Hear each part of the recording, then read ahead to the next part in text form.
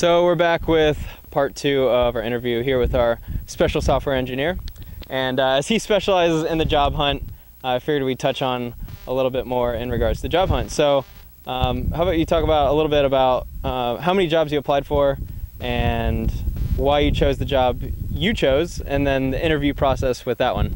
Yeah, so I guess I was a little bit fortunate to be more picky in my job hunt because I'd done some awesome internships, but I still applied to a ton of jobs. So I think I applied to like at least 100 companies, or not 100, maybe like 80.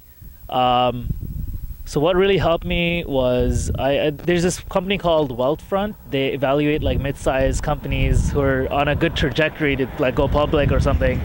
And I basically they publish a PDF every year on the top 100 companies to like work for who are like on a good trajectory. So I scoured through those.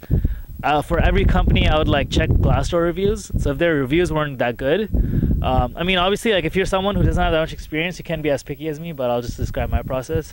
And yeah, if the company didn't have that many good reviews, I probably wouldn't apply there. And Glassdoor, yeah, I always checked like the company's location. So like if I wanted to work in a very specific location, I made sure like I put boundaries on that. So I was mostly looking in San Francisco and New York City. And in terms of applying, yeah, so I always just went on the website and applied. But if I knew people who had contacts there or who had worked there, I'd always try to get a recruiter's email and just email the recruiter straight with my resume. And that's actually like super effective. So don't be embarrassed in like asking people for emails for the company they work at. Like most people are willing to just give you the recruiter's email, and the recruiters don't mind if you're spamming them. Honestly, like they that's their job to like find people. So you're making their job actually easier. So directly applying to recruiters, like emailing recruiters, plus on the website applying there. And yeah, how the process usually works for software jobs is you start off with phone screens. I had between 1 to 3 phone screens for every interview.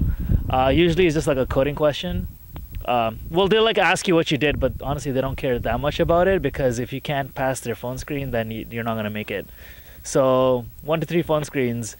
And in terms of preparation for that, I really recommend this book called Cracking the Coding Interview. I think I went through the whole book.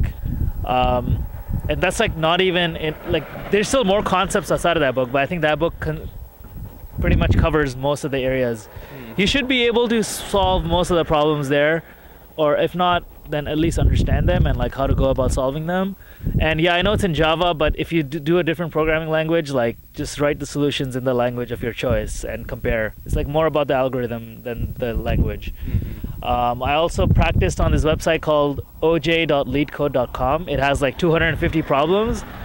To be quite honest, I think I saw like 70% of those problems in job interviews. Wow. So like there's a certain set of problems and the subsets you can get from there, and they like repeat it in interviews. So if you can go through a lot of them, then yeah, you're like super set for at least like half your interviews. Beyond that, yeah, brush up on your data structures, algorithms, obviously. I had studied it in school, but like if you didn't, then I've heard of people recommending some books. I think Algorithms by Corman is like one of them, but you can just Google like the best algorithms book to read. And yeah, just practice. Like you have to practice a ton. You're not gonna figure it out on the spot. So you have to, I think I had seen a lot of the problems from before, and even if not, like I was in the mindset. So continuously solving problems daily. Like I was job hunting for 5 months, I think, or like 4 months. And every day I was just solving problems. Like you have to be fresh in that stuff. So once you pass your phone screens, sometimes they give you a coding test. You have to like solve some issue and send them the code. You get invited on site. Most of the companies in the Bay Area, or most tech companies, will fly you out. And the on-site process is like between 4 to 6 interviews. If you're crazy like Apple, they'll do 8 interviews. Oh my God. Yeah, Apple's messed up. And those are usually whiteboarding sessions. So they'll give you a problem and you gotta like code out the solution on the whiteboard. And whiteboarding is really hard. So actually, I highly recommend when you're like practicing to do it on paper or a whiteboard. It's way different than typing it up on the computer. Like you have to get used to erasing stuff, and yeah, like the subtle. You won't think that's an issue, but when you're there and you're like super nervous, then the last thing you want to do is like write really shitty code on the whiteboard. Like that will actually, they look at how clean your code looks on the whiteboard as well, and like how easily you're able to present your ideas. So that, and you should know the answer to basic questions like, you know, why do you want to work here? Like research the company a little bit. They'll ask you like, oh, you know, what are your like interests? You should have some kind of interest. You shouldn't just be like, yeah, I just want to do programming.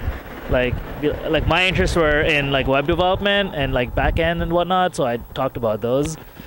Ideally, like I understand most of people don't actually have had internship experience, so then you should definitely be working on a side project. Like you should have like 1 or 2 apps that you've made, like not mobile apps, but like web apps. Like you can make something pretty simple, like, you know, something like a course selector or something that scours or like helps you, you know, make a schedule. Something simple, very simple.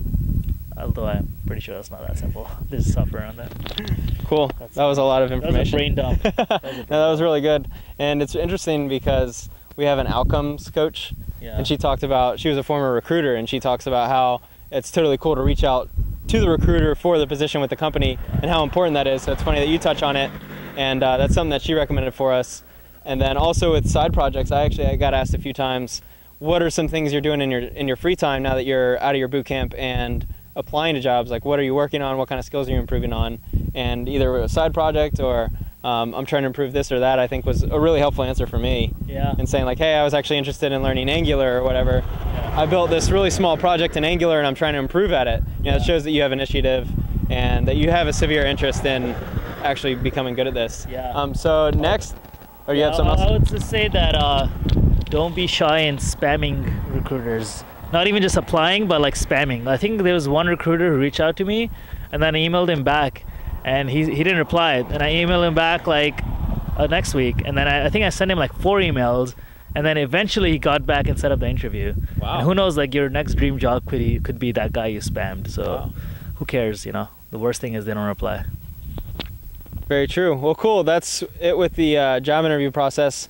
And something that's usually on the minds of a lot of us is kind of what is your day-to-day operations, kind of how do you go about your day, because that's something we don't have experience with. So can you kind of touch on just simply what you do day-to-day on an average day?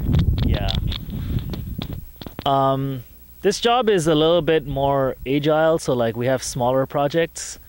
But generally what happens, I think in most companies, is like you'll come in, and you'll have a stand-up with your other developers plus like your PM, and just talk about what you're working on.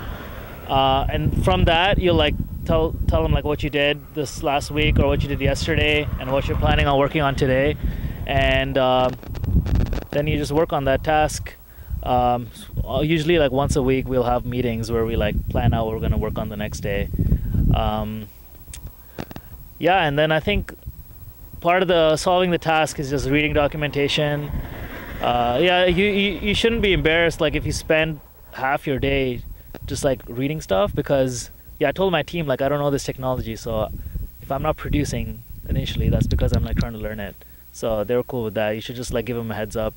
I think it's always good to just like tell them exactly what you did, because even that small thing you think didn't matter, like it still counts as work. Like when you're reading 2 hours of documentation, like that's work that you did, so sure. It's gonna help them out. So yeah, I guess that's the day, and it usually goes on like 8 hours. I mean, I think most of engineers are not productive for all those hours. Like we're actually productive probably like 2-3 hours. But yeah, I mean, when you're productive, like that's way more valuable to them. So I've heard that when you freelance, you charge so much because you only charge for 4 hours a day, even though you may work 8, knowing that in reality you can't bust out code for 8 hours straight. Like maybe someone out there could, but it seems really difficult. So you probably spend some time on ESPN or Facebook, and sure, like you do spend a lot of good time writing code, and that's why you only charge for 4 hours or whatnot.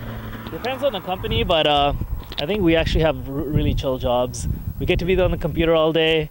Can like, people are cool. Like in startups, or not in startups, like just in the tech scene. Like, who cares if you're checking your Facebook, if you're checking your texts and whatnot? Like as long as you get your tasks done, then no one really cares what you're doing. So